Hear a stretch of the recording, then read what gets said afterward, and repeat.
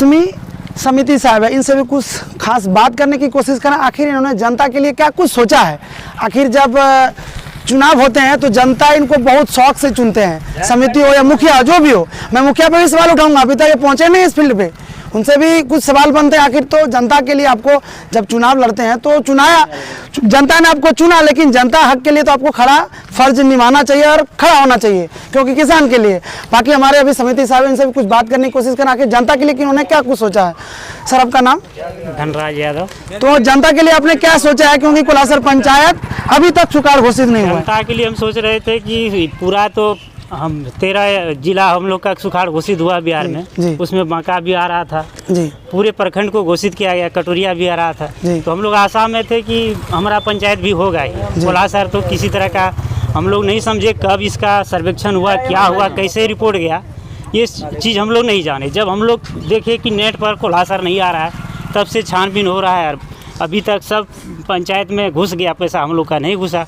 हम सरकार से आग्रह करते हैं कि पुनः इसका सर्वेक्षण हो, प्रतिनिधि के माध्यम से हो। हम लोग दिखाएंगे कि 10% इसमें खेती नहीं हुआ है और कैसे इसको खेती लायक बना दिया और अभी तक सुखाड़ घोषित नहीं हुआ है। नीतीश जी, आपको भी एक बार सोचना पड़ेगा, आपने छुपा रुस्तम कैसे कर दिए।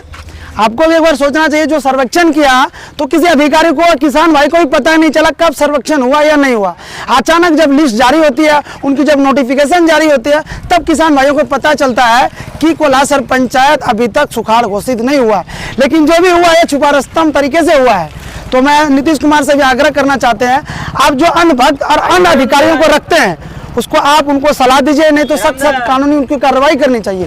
ऐसा क्या परिस्थिति आ गई जो कोलासर पंचायत को आपने सुखाड़ घोषित नहीं करने का प्रयास किए हैं? कौन सा पद? कोलासर का उप प्रतिनिधि भी है, इनसे भी खुद खास बात करने की कोशिश करें। आखिर जनता के लिए इन्होंने क्या कुछ सोचा है। सर आपका नाम? सुभाष यादव। अच्छा, कौन सा पंचायत का सरपंच जी हैं? कोलासर का। जनता के लिए आपने क्या सोचे हैं? कुछ सोचे हैं कि आप लोग चुनाव जीत गए बस कुछ नहीं हुआ? बताइए। नहीं, हम लोग जानने के बाद हम लोग डीएम साहब के पास भी गए। डीएम सर के पास आप जाने के बाद क्या उन्होंने आश्वासन आपको दिया? आवेदन दिए, आवेदन देने के बाद उनका कहना हुआ कि ठीक है हम फॉरवर्ड कर देते हैं जी। वहीं से ऊपर से ही दोनों कैमरा के माध्यम से आपके लोगों का जो है वहीं से छटनी हुआ है। चलिए, हम डीएम सर को भी लाइव अभी कॉल लेंगे, उनसे भी बात करने का प्रयास करेंगे। जो आश्वासन आपने, जो कोलासर पंचायत को नहीं हुआ सुखाड़ घोषित, आपने क्या कुछ सोचे हैं, उनसे भी बात करेंगे। तो जनता के लिए आपने क्या कुछ सोचे हैं सर? आखिर जनता कब तक इस तरह का उनका एक खून चूसने का जो प्रयास करते हैं अधिकारी लोग, क्योंकि अक्सर अभी कोलासर में उतना खेती नहीं हुआ नहीं हुआ है।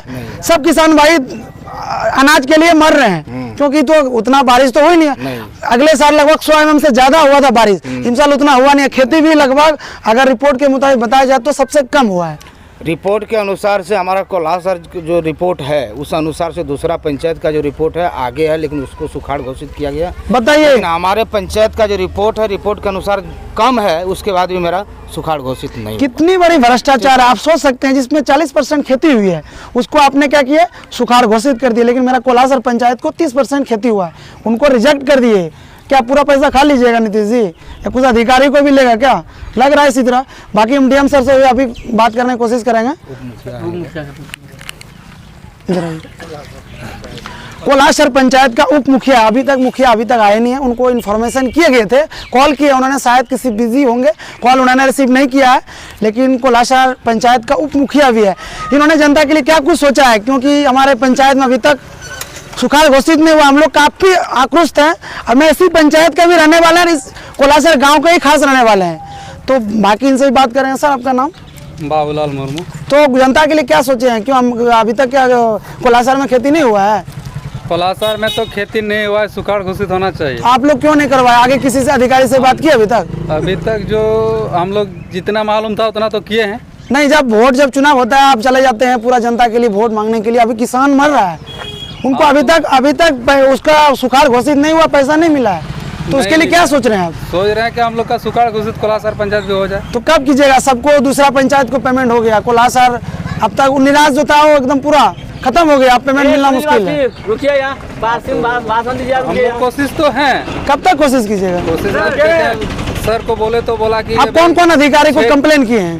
छठ का छठ पूजा का जी, छठ पूजा के बाद हम लोग प्रयास कर रहे हैं। कौन सा सर को आप डीएम को या एसपी को, बीडीओ को या एसपी को बाद इसमें छोड़ दीजिए, क्योंकि इसमें एसपी से कोई लेना देना है नहीं है। ठीक है, डीएम सर से आपने क्या कुछ बात हुआ? बीडीओ सर ने क्या कहा आपको? बोला कि छठ के बाद कंफर्म हो सकता है, लेकिन अभी मैंने रेडी नहीं बताया जो नहीं। मैं जब वीडियो सर से बात किया, बोला कि मेरे तरफ से कोई गलतियां नहीं, ऊपर अधिकारी से गलती है, क्योंकि इस पंचायत को उन्होंने कट आउट कर दिया है।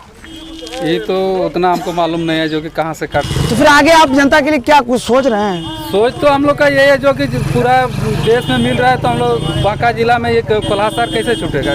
नहीं, अगर नहीं मिला तो फिर धरना प्रदर्शन, क्या बांका डीएम आवास जो वहाँ पे आप लोग धरना प्रदर्शन करेंगे? हाँ, जाएंगे जरूर।